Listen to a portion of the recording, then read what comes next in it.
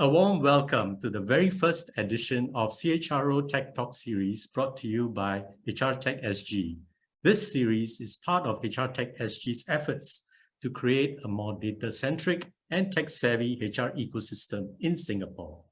As an advisory board member of hrtech.sg and formerly CEO of IHRP, I have had a bird's eye view of the challenges faced by HR teams in tech implementation across enterprises of all sizes. Over the next few months, I will be meeting several CHROs and HR leaders to identify the various business and talent challenges they face, as well as the key learnings and best practices in their HR digital transformation journey. I am hopeful that this series will be useful in providing you with practical insights by none other than CHROs from some of our world-leading organizations. Our first guest for this series is Ms. Lee Yen Hong, Managing Director and Head of Group Human Resources at DBS Bank. Yen Hong's experience spans over 30 years across a spectrum of industries, specializations, and geographies. At DBS, Yen Hong drives the overall strategic people agenda of the group by building best practices in HR, setting the direction and spearheading various functions and initiatives in the organizational growth of the bank. These include developing and transforming its workforce for the future of work, delivering employee value proposition through joyful employee experiences, products, and programs, as well as to share the culture of DBS by design. Under her leadership, DBS has won a number of global and regional accolades, including Gallup's Great Workplace Award for its diversity, equity, and inclusion practices. Welcome, Yen Hong. Thank you. Thank you. Yeah, good morning. Yes. Good. So let me start the ball rolling by asking the first question.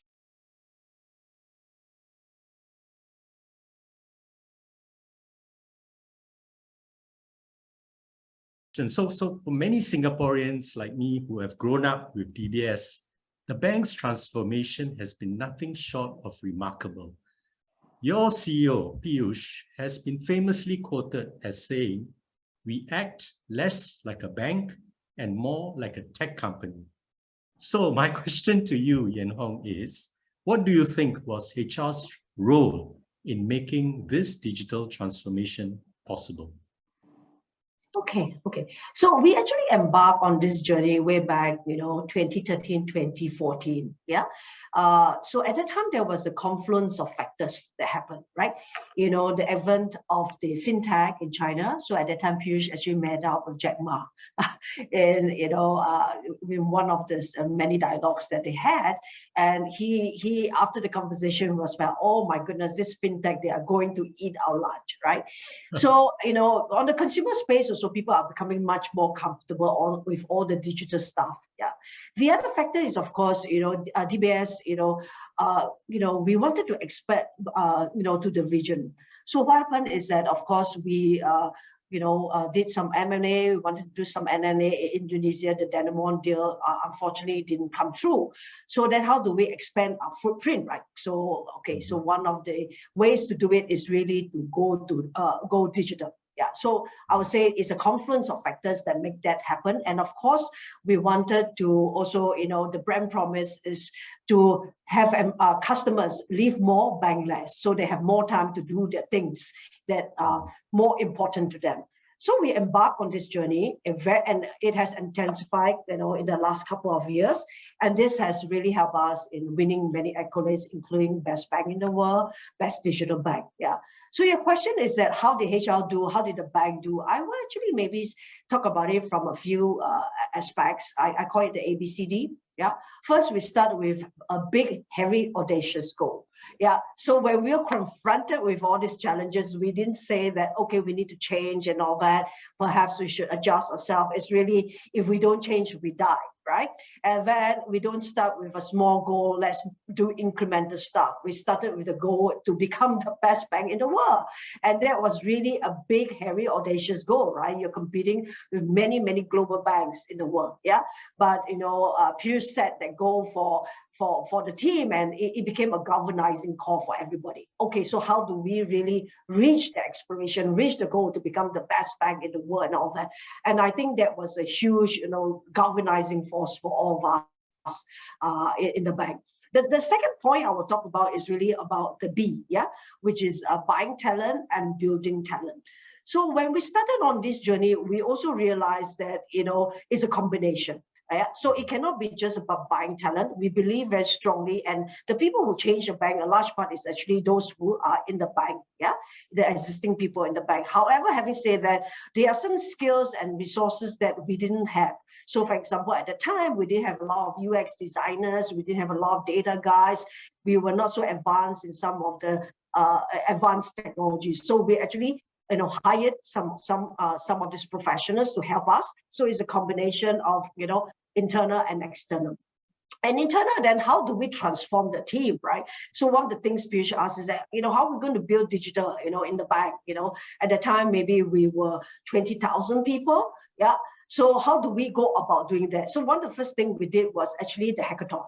Yeah. So that was back, I think, 2013, 2014 timeline. So we didn't want to do a same old classroom time. You want to make it interesting and exciting. So I told my team is that a couple of things. Number one, you have to solve a real problem. I want the line managers engaged. Yeah. So and then we should partner with external people to do that as well. Yeah. So it's not just a classroom. So what they did was this hackathon over a couple of days.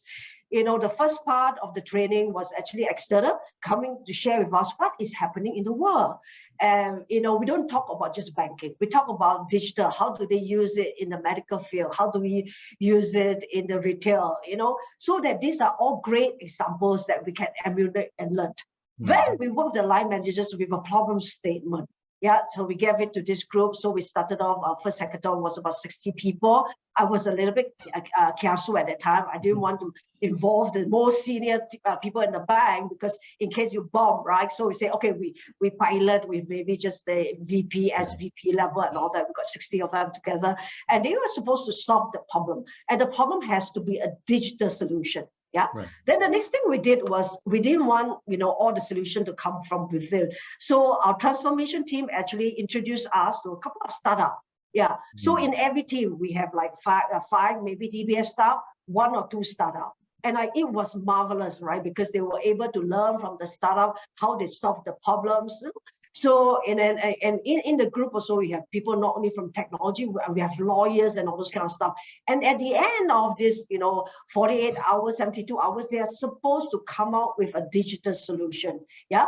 And after that, they will pitch to, the management team on their solution. And I tell you, it was just amazing. People think, that, oh my God, I didn't realize I can build an app. So the whole thing was not so much about the solution, but it was really about demystifying digital. And I think that said it, it kind of went viral. So many people sign up for that program, the hackathon, but of course it is something that is not really scalable. Yeah. So we also had to come in with other training, getting the entire bank, to understand the basics of digital, the basics of data and all that. Yeah. So we spend a lot of time on internal training of the people. Yes. But I think if you ask me, other than just training is one piece, it's really to embed that in your work. Right. So how do you make it real? So for example, we deploy it into our balance scorecard. All of us will have a balance scorecard. So including like HR. So what is our balance scorecard, right? And how do you digitize HR? So we are all empowered to come up with new ideas on how to do it. Yeah. So that I think is a very important aspect of, the building the talent within the organization.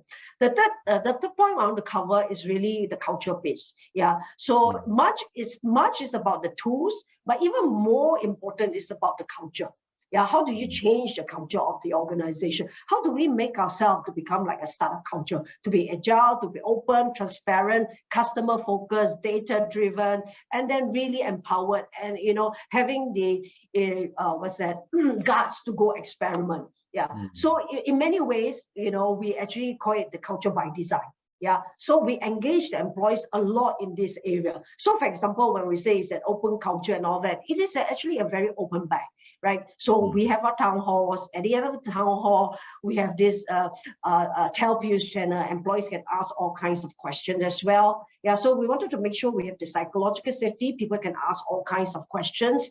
Yeah, and then of course we have our innovation team, that actually run different programs like the WOW program and all that to encourage people to come up with ideas. To have a little bit of competition around that. Yeah, so those things go, towards making it a little bit more open, more transparent organization. Yeah. And then the other one is, being very customer focused, right? So DBS in the past, they call DBS damn bloody slow, right? Yeah. So how do we make everybody be customer focused? Yeah. So the training also, you have to make it into bite size so that people understand, what is rate, what is making banking joyful. So we have a lot of this tagline. Yeah. So we say making banking joyful. Even the most junior staff can resonate. So the job that I'm doing, is it making it joyful for my customer, internal or external? Are there some processes that I should change? So those things really help a lot, to drive people to think, in terms of customer focus. Yeah. Then the other stuff will be things like, encouraging people to experiment. And we know that when we experiment, there'll be failure. Yeah. So, we tell employees, don't be afraid to experiment. Don't be afraid to fail. Of course, you go in and start off with, I want to succeed. But because it's called experiment, there is always a chance of failing. So it's okay. Then we learn, we pivot and all that. So in many of these programs, they are all weaved into many people programs. The way you recruit, the way you do your performance appraiser. So our performance appraiser have both the what and the how part. It has all these different values that we want to measure. Your recognition program, your bonus program, the anytime feedback. We actually have a channel where employees can give feedback to anybody in the bank, anytime. Yeah. So this changed the kind of culture to make it a little bit more open. Yeah. A little bit more transparent. Yeah. And, the experimentation and all that. The last point I will talk about, the C is the D part, right? It's being very disciplined in the execution. Yeah. So a lot of people can just talk about, okay, maybe, we want to transform, but how do you do it? Right? You have to be very, very disciplined. You have to have a mechanism. Right. So we have it in a balance scorecard. I say in HR, I have it in my balance scorecard on how to digitize HR. Yeah. Then on top of that, we have a framework. When we first started off, we call it the ATE framework. Yeah. So let's think about digital from these angles. How do you digitize to attract your customer in a seamless way? So in HR, okay, how do you design it to attract your candidates in a seamless way? The same thing. Then transact. So how do you do all the processing, staff operations in a seamless way? So again, how to digitize. So in HR as well, right? The entire employee life cycle, we have digitized that. Yeah. And how do you engage the staff? Yeah. So are there channels where we can engage staff in a digital way? So all of us use that framework. So it became very easy. Everything we do towards this street as a start. And then, as you experiment, as you do it, it will become more comfortable. And it's the same lingo in the organization. And it's the same way of measurement. So that discipline execution is very important. Very interesting. So very long answer to your short question. but it's amazing. I think you start with that vision, and then you empower your teams, you train them, and then you provide them with that internalization. They have to internalize it within their workspace. And certainly the discipline is something that makes a difference, right, between success and failure.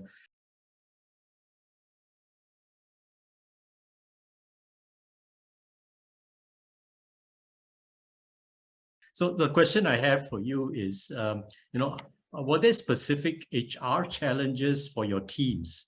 How did you get your HR team? I'm guessing it was very traditional HR team when you started.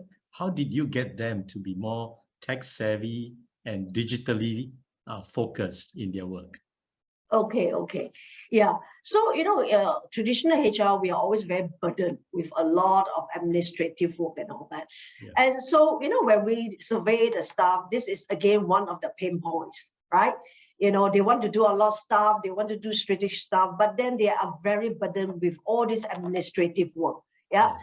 So, it wasn't that difficult at all. Yeah. So we actually, asked them to reimagine how HR will be like. So we have a lot of these ideas that came out, from the team members. And just now I talked about the ATE model, right? So we asked them to dream from the angle. How do we do every aspect of HR to make it, easy, digitize everything using the ATE model and all that. And we have great examples. So for example, in the recruitment space, right, we use JIM, we call it Job Intelligence Maestro. Every year we receive maybe 200,000-300,000 resumes. So it's humanly impossible to go and sort everything through. So we wanted a tool and AI that help us screen it faster so that our recruiters have more time, to spend with the candidate, to understand, to evaluate, to see whether they are suitable for that role and whether it's cultural fit. So the first part, where we use JIM, to do the screening, it was amazing. And they, in terms of it shortened, in terms of the time. So traditionally, in the past, the recruiter maybe spent 35 to 40 minutes to screen a resume. JIM does it in 5 minutes. So it's 7 times, right? JIM does it 24/7. Poor recruiter doesn't have time to do 24/7. And before you start this process, JIM actually answer a whole lot of questions. So the candidates can go find out about DBS, what's happening. They like the culture, they like the team, they like the job. Then they go and apply, So all these questions, again, is taken care by JIM. And it's not intrusive, right? So JIM is, like I said, 24/7. You can ask any question. JIM is patient. JIM is helpful. JIM doesn't have a bad day. The score that we have today is 4.7 out of 5. Yeah. Oh. And I tell you, the other amazing thing is that in the past, maybe, when we send to the line managers, the hiring rate, send 6 resumes or send 6 screen candidates, we hire 1. Today is 1 in 3. So yes, Wow. that's the power of it, right? Yeah. So when we're able to demonstrate that, people get excited. But of course, the other thing which we share with the staff, with the HR staff, is that this is a great opportunity for you to upgrade yourself, learn new skills and all that, upskill and all this kind of stuff. Yeah. Right. So they love that. The other example I would like to give, will be, and this is all done by my existing HR team together with the tech team, right? When they design all this. So we used to have a help desk, answer a lot of questions for employees and all that. Today we have a bot, the chat bot. So the people who designed that, were the HR help desk guys together with the technology guys. And it handles anywhere from 25,000 to 30,000 questions a month. That's a lot. And imagine in the past, each query or whatever takes about 5-10 minutes. That's a lot of time that is saved. Yeah. And employees also love it, right? HR is so much accessible. You have all the information that they can ask, all the questions they can ask. So all these things work towards removing the toy, helping them build new skills, creating opportunities, capacity within their calendar so they can do more strategic stuff. And they love that, yes. But you need to guide them. So you need to guide them, like, having some framework, create a little bit of competition. So we used to also run hackathon within HR so that people come out with new ideas. So these are a lot of bottoms-up idea, right? So when it comes to the T, right, which is a transaction, we literally automated the entire the people life cycle, from the way you recruit, the way you onboard. So before they come to the bank, we already, have time engaging them way before they come into the bank, the onboarding program. And then, when they work within the bank as well, right, the transfer process, the internal mobility process, they are all automated, the talent process as well. So even we do run many, we call it 1-minute poll. So all these are automated. We need to find out what's happening on the line. And in every year, to make sure we get feedback from the employees as well, we do have a yearly survey on top of our 1-minute poll. So you automate the whole thing, right? Yeah. Right. And then engaging, like I say, the surveys that we do and all that. And we create also this platform where just now I mentioned a little bit about the anytime feedback. Yeah. So this is about changing the culture in the organization. Is talking about growth mindset, right? So in order for you to continuously grow, you need to get feedback, right? Yeah. So that you can improve. So how do we give feedback, right? It can be formal session, or we wanted to create a platform. So we have this platform where employees can give feedback to anybody within the bank, anytime. Yes. Right. So those are the things that we did. And like I said, importantly, we need to also demonstrate to them that what is in it for them. Yeah. So we are able to transform many of my HR staff, like I say, to do this kind of stuff. And I think it's really, I'm really pleased that they were able to learn new skills and all that. Yeah. Right. So other than the digital part, to me, the two Ds go together, right? It's the data part. Yeah. So HR is a treasure trove. You have a lot of data. How do we use the data, right? How to use the data to make the decision. So today, all my meetings, we have a live dashboard, and it's cut across by 18 markets, In DBS, we have 18 markets, same dashboard. You have data on demographics, you have data on comm, you have data on DEI, you have data on attrition. So we can zoom in exactly what is the problem and really, help together with the line, design intervention programs as well. And that has been really, really helpful. Because if you don't have your data on hand, right, it's very difficult to convince the line managers to do certain things. And you are not confident whether the solution that you're going to provide is correct or not correct. Yeah, I would say provide that you're going to work together. Are they correct or not based on the data?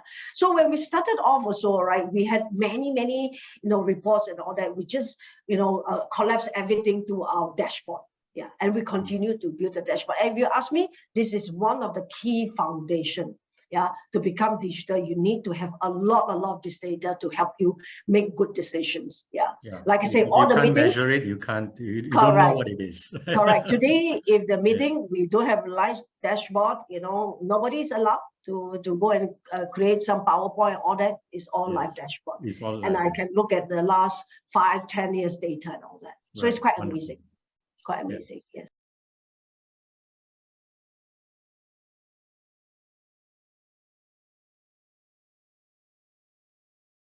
So what's in store for DBS in the post-pandemic workplace, right? Okay. So what do you think, looking ahead, what are the key talent challenges, and what role do you think HR and HR tech is going to play in this? Okay. You see, DBS is actually, not too young, neither is it too old. Yeah. So we are not like a large startup company. There's not burdened with a lot of legacy systems and all that. We are 57 years old. So we are burdened by some of the legacy systems. We are a little bit hierarchical. And DBS also, we are organized in a very traditional way where you go by business and then you go by product guys and you have the support units and all that. So, post-pandemic, one of the things that we wanted to do, to make sure we pivot and make sure that we're much more agile to compete in this VUCA world, we actually regearing the entire bank into a horizontal organization. Yeah. So for example, in HR, since it's a HR audience, we regear ourselves also. So in the past, we have the biz HR, then we have the specialists, right? The rewards people, the recruitment people, maybe the talent guys, so and so forth. So when we regear ourselves in a horizontal organization, we have this squad that is, let's say, responsible for a particular business. Let's say the institutional business. Then have another squad that's responsible for the consumer business, the private bank, so and so forth. Then each squad is made up, depending, right? It's held by a business HR together with another person. So depending. So let's say today, the consumer business, the biggest challenge that they have is on recruitment. Right, so these two will helm this squad, and in there they will have members. Yeah, so they could have a rewards person, they could have a learning person, and maybe a data guys and all that. So these guys then they are responsible to develop the people plan for this business. Yeah, so they develop it, they agree, they align, and this has to be signed off. They work together closely with the line managers to develop this people plan. And once they have it, and they all have the clear metrics, right? What are the deliverables at the end of the year? I tell you, it makes a lot of difference. Yeah, because now they are part of the whole process. The goals are all aligned. Better communication. You remove the silos. Yeah. So in any organization, you have the silos. So you remove the silos, promote better communication, promote learning as well. So we're doing that. Yeah, so we have completed for our consumer bank, last year when we started. So we have kind of completed, I wouldn't say completed 100%, but it's at a very developed stage already, our consumer bank, running the HO. So we are doing for the rest of the bank. So HR plays a very important role, other than transforming ourselves into the horizontal organization, which I just described. We are also, doing a lot of change management in the bank to help everybody transform into the horizontal organization. Central to all this is actually customer focus, right? Customer obsession. Whatever we do, what does it make sense to the customer? Are we bringing joyful products? Are we bringing joyful experiences? And all the things that we do must, work towards that. Yeah. So we have, again, quite a few dimensions that we measure, whether we have a performance sales in place, whether we have what we call a DDOM, right? Data-driven operating model in place, which the dashboard that I described as well. Then how do we do the measurements, from the customer, all these things. So there's one huge piece that we are doing. Yeah, re-gearing the entire bank. We don't feel that it's another product. Anybody will come up with a new product. It's how we organize ourselves. Yeah, to move in a very agile way, for the customer. So that's a big piece we are doing. Yes. Yeah, very interesting. Because in fact, I think without HR Tech, this would have been impossible to Almost impossible. You absolutely, you'll be struggling, right? You don't have the technology, you don't have the data. So I'm so glad that the investment that we did in the last couple of years, from 2013 onwards, that was the foundation. Yeah. Today they want data, the speed, that they want data is almost instantaneously. Piyush will be asking me, right? 18 markets, where is their highest turnover? Where is their engagement problem in each area and all that? Where's the productivity and all this? If you don't have the data, it's really going to be very difficult to operationalize the HO. Yes. So the investment in the last, like I say, 8-9 years, really set a great foundation for us to move into the horizontal organization. Yeah, very interesting. So thank you so much, Yen Hong, for sharing your thoughts. I wish you all the best in this journey. It's an ongoing journey. And certainly, I think, breaking down silos, ensuring that your teams are more agile, because it is changing all the time out there. So, you are right. It's in the right direction. I wish you all the best for that. Thank you so much for sharing. Thank you for having me. Thank you. Yes.